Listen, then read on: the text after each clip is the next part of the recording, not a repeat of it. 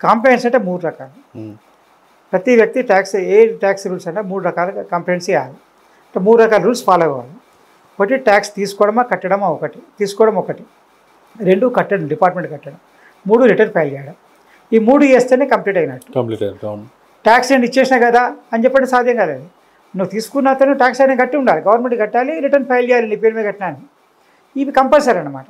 మనం చాలామంది ఏమనుకుంటారంటే నేను కొంచెం డబ్బు ఇచ్చేసిన ఆయన కట్టకపోతే నా తప్పేముంది అనుకుంటారు. ఆయన కట్టకపోయినా ఇప్పుడు సపోజ్ ఆయనకి గూడ్స్ కొనమని చెప్పని పైసలు ఇస్తారు, ఆయన కట్టకపోతే ఏం చేస్తారు? ఎట్లా వసూలు చేసుకుంటారు? ట్యాక్స్ అట్లనే వసూలు చేసుకోవాలి, అట్లనే వసూలు చేసుకోవాలి.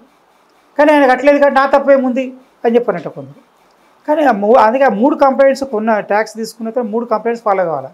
ఏ ట్యాక్స్ రూల్స్ అయినా కానీ, ట్యాక్స్ కలెక్ట్ చేసినా పేమెంట్ చేసినా కానీ కట్టాలా, డిపార్ట్మెంట్ కట్టాలా, రిటర్న్ ఫైల్ చేయాలా, తీసుకోవాలా, ట్యాక్స్ కట్టాలా, పేమెంట్ చేయాలి, రిటర్న్ ఫైల్ చేయాలి.